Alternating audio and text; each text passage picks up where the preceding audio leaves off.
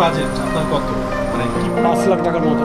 5 লাখ একান্ত, হ্যাঁ। না এক ধরনের গিফট আছে।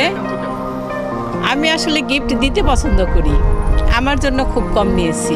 20টা সেলার কামিজ তো নিয়েছি এই পর্যন্ত। আমাদের কোনো বাজেটের কোনো লিমিট নেই, আনলিমিটেড বলে দিয়েছে বাসা থেকেই। এটা আসলে এটা কেনাকাটার উপরে।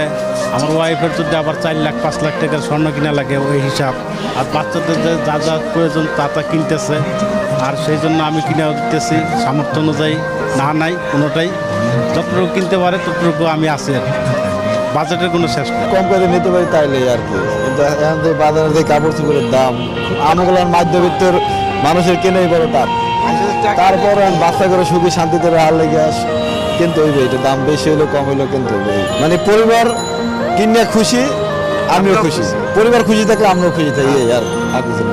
না আমার কোনো দরকার নাই, পরিবার সুখী থাকলে। কিনতে পারি না গে বাবা, এই আবার আইতাম না মার্কেটে। নাতিনেরা কান্নাকাটি করতেছে, 2 জোড়া জুতা নিতে আইছি আর 2টা ফারাক নিই।